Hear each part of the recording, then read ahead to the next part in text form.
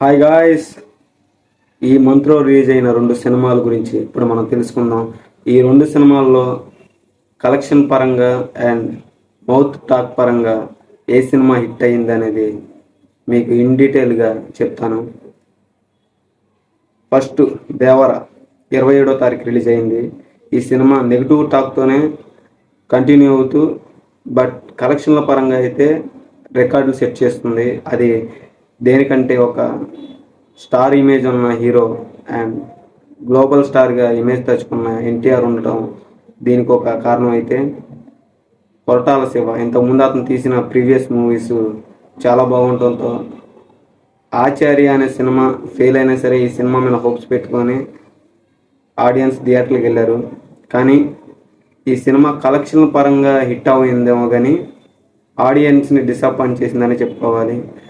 Story కొద్దిగా ఆచార్యకి సిమిలర్గా ఉండటంతో ఆచార్య సినిమా చూసిన వాళ్ళు ఇది అదే సిమిలర్గా ఉందని డిసైడ్ అయ్యి చాలామంది నెగిటివ్ టాక్ అనేది ఇచ్చారు.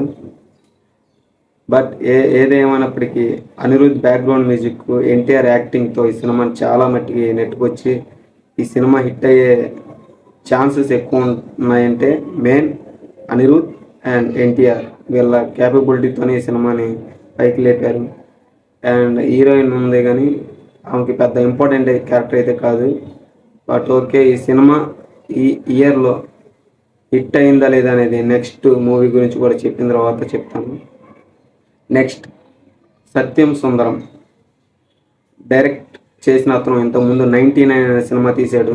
అది ఎంత బ్లాక్ బస్టర్ హిట్ అనేది మీకు తెలుసు, నాకు తెలుసు, ఎందుకంటే పర్సనల్గా నేను సినిమా చూసాను కాబట్టి.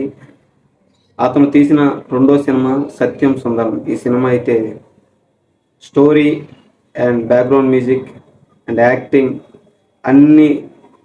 అన్ని విధాలుగా ఈ సినిమా పర్ఫెక్ట్గా ఉండటంతో ఈ సినిమా మన ఆడియన్స్కి హై ఎక్స్పెక్టేషన్స్ లేకపోయినా సరే సినిమా థియేటర్కి వెళ్ళారు.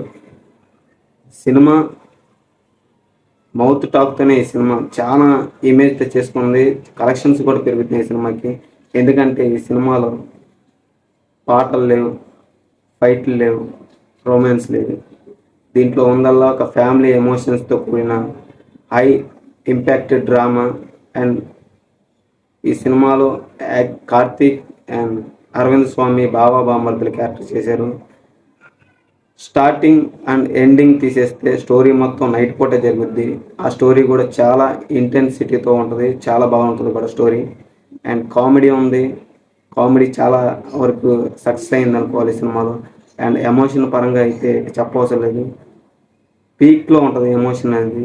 అప్పుడప్పుడు సీన్లో కళ్ళం నీళ్ళు కూడా తిరిగినాయి నాకు పర్సనల్గా.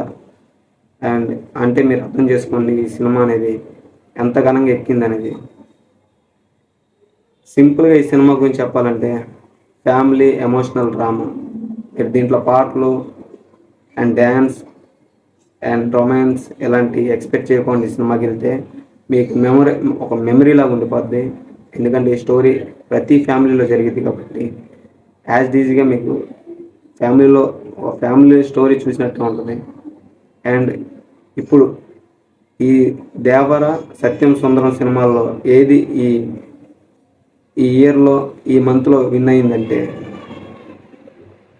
డ్యామ్ షూర్ సత్యం సుందరమే విన్ అయిపోయింది.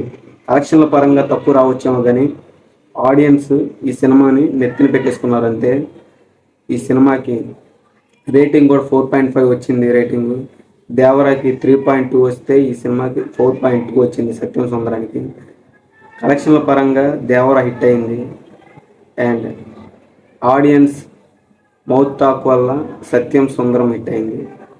అంటే ఈ సంవత్సరం విన్నర్ సత్యం సుందరమే అనుకోండి. అండ్ మీరేమనుకుంటున్నారనేది కింద కామెంట్ చేయండి. ఇంతగా మీరు దేవర సత్యం సుందరం సినిమా చూసారా లేదా అనేది కింద కామెంట్ చేయండి. ఎన్టీఆర్ కార్తీక్ అభిమానులు అయితే ఒక లైక్ చేసి నలుగురు షేర్ చేయండి. And see you on the next video.